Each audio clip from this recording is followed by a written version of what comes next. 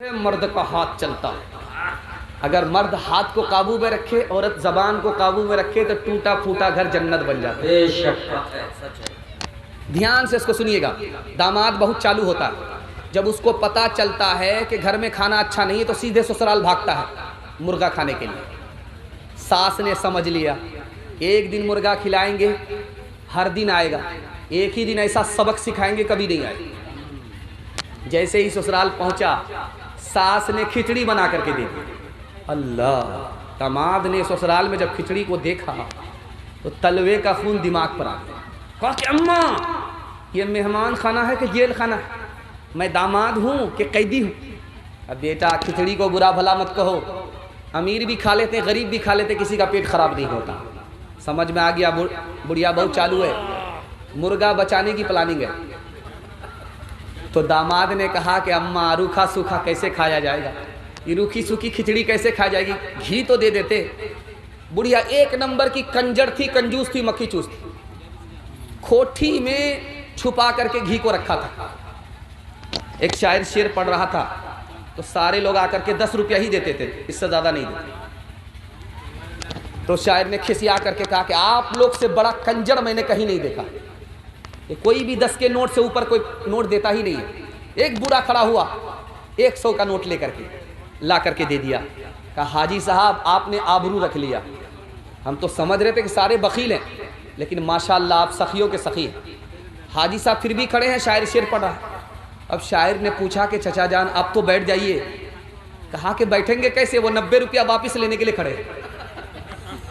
تو وہ بڑھیا جو کوٹھی میں گھی کو چھپا کر کے رکھا تھا وہاں سے نکالا، کھسیا کر کے جو ڈھکن کھولا سارا گھی گر گیا۔ اب بڑھیا کو بڑا سوگ ہوا کہ کون سی غلطی کیا، سارا گھی تو دامادی کھا لے گا، دماغ لگایا۔ اب بیٹا اکیلے کھاؤ گے برکت نہیں ہوگی، ساتھ میں مجھ کو شامل کر لو، برکت ہی برکت ہوگی۔ اللہ، یہ بڑھیا عجیب نہیں عجوبہ۔ تو داماد نے لاج لحاظ میں کہا کہ اس میں کیا بات ہے، آپ تو میری ماں کی طرح ہو، ساتھ میں کھا لو۔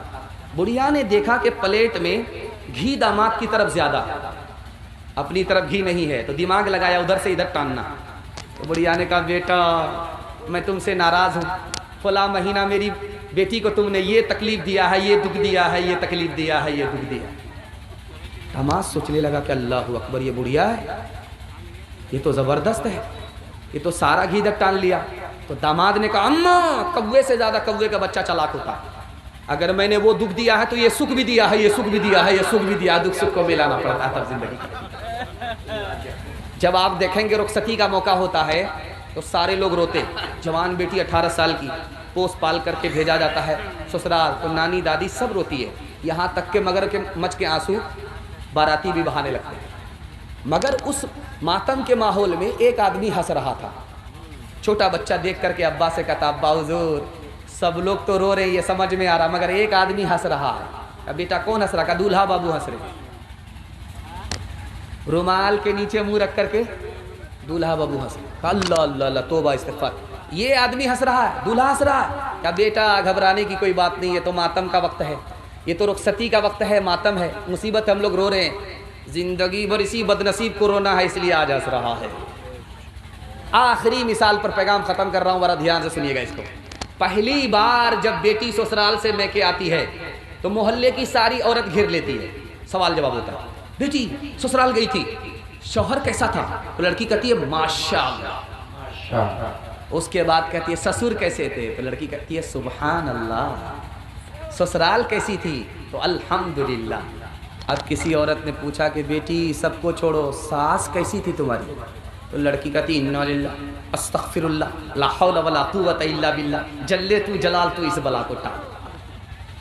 اب ماں سمجھ گئی میری بیٹی کو سب پسند ہے، ساس پسند نہیں ہے۔ تو ماں نے کہا بیٹی تیرے جواب سے مجھے اندازہ ہو گیا کہ ساس پسند نہیں، لیکن بیٹی میرے سوال کا جواب دو، پہلی بار جب میکے سے سسرال گئی تھی تو کون لے کر کے گئی؟ کہا ساس آئی تھی، 100 لڑکی میں مجھ کو دیکھا سنا تھا، پسند کیا تھا، اور بہو بنا کر کے میکے سے سسرال لے گئی۔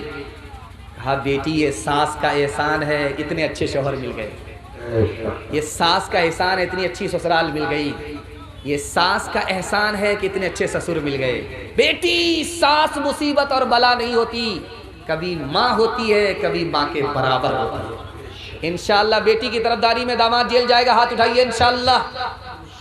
یہ دیکھیے اخیر تک یہ لوگ بیدار نہیں ہوئے۔ اچھا انشاءاللہ اگلے سال ان کو بیدار کریں گے انشاءاللہ۔ کردار بد پہ خود ہی یہ غصے میں آئے گی، شوہر دکھائے ڈنڈا تو یہ جھاڑو دکھائے گی۔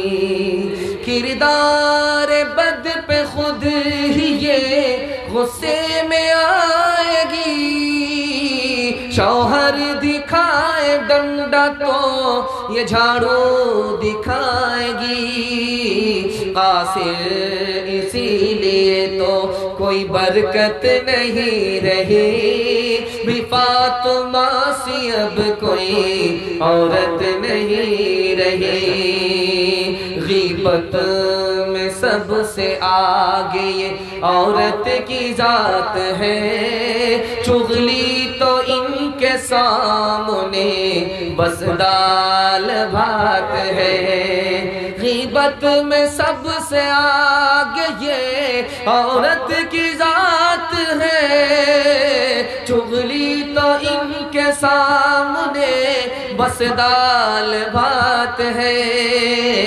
سینے میں ان کے دین کی عظمت نہیں رہی، بھی فاطمہ سی اب کوئی عورت نہیں رہی۔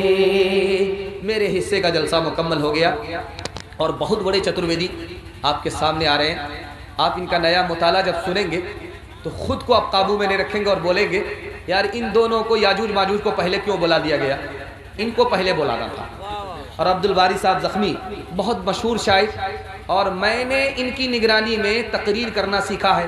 وہ دور تھا مجھے اب یاد آ رہا ہے کہ جہاں سے ہم لوگوں کو ارریہ سے عروج ہوا، یہی سب شاعر ہیں۔